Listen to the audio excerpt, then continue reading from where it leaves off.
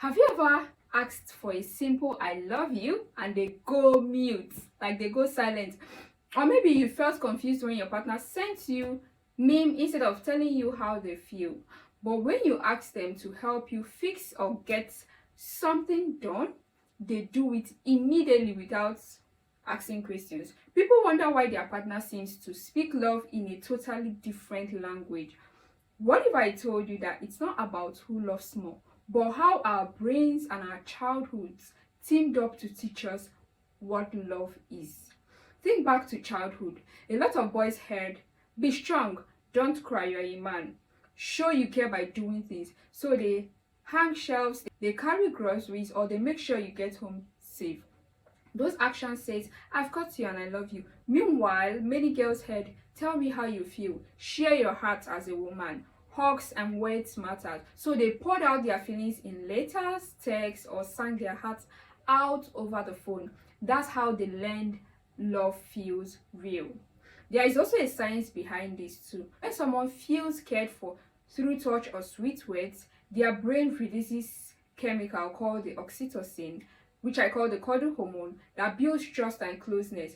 Actions like fixing your bike tire or grabbing your coat triggers the dopamine and the vasopressin, which reward problem solving and protectiveness. In simple terms, men's brain light up every moment they help you as a woman, and women's brain light up when they hug you or whispers I love you. It's two channels, the feeling and the action, playing side by side. Let's fast forward it to now. You ask your man, do you love me? And they nod. But you think, why won't he just say it? And you as a man, you ask your woman, what do you need? And they say, I want a cuddle and a talk. And you think that you've just fixed the dinner. But I needed to hear this. This situation is like tuning into two radio stations. She's on a feeling FM, and you as a man, you're on an action FM, making dinner and all that. Neither of you is wrong. You both are just playing different songs. But let me tell you one interesting point. When you only understand your own station, that's your feeling FM or action FM, the other person can feel silent, invisible, or even hot. You might think they don't care because they never text you sweet things. They might think you too, you don't care because you're not grateful. You're not seeing what they did because you barely noticed that they stayed up late just to clean and make dinner. That misunderstanding can turn small gaps into giant walls. But here is the good news. Once you listen to both stations, the feeling and the action station, love feels louder, clearer, and even more amazing than ever. So are you ready to tune into the both station? Let's break it down. First, notice actions. If they're not texting you flirty emojis, look for moments when they help with things in the home without being asked, or other things. Do they grab your coat when it's cold? Do they drive you so you can have a nap? Do they make sure you're home safe? Those silent moves are their ways of saying I love you. Picture the brain reward. Every time they help you, their dopamine spikes, that's the men, and they feel good. That's their love language speaking. Now, let's notice the words. If they are not busy doing something for you, pay attention when they send you sweet messages. Even if it's just 5 words, like something like, I just saw this and thought of you, with a meme or whatever. That's how they build their closeness. Every you are amazing triggers oxytocin in your brain, making you feel safe and loved. Even random checks in like, hey, are you hungry? Means I'm thinking of you. So once you spot both, mirror them back. If they do something for you, say thank you.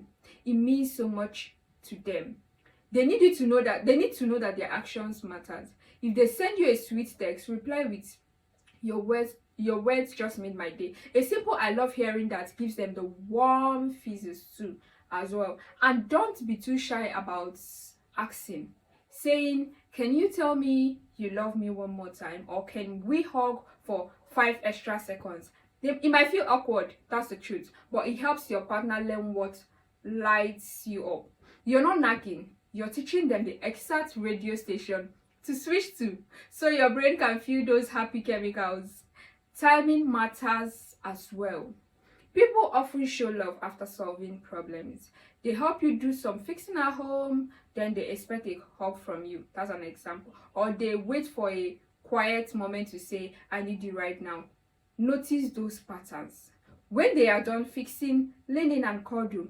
When they start sharing words, really listen to them. You're honoring their natural flow and helping their brains connect those actions or words with loving you. Sometimes you will hit a wall. You might snap.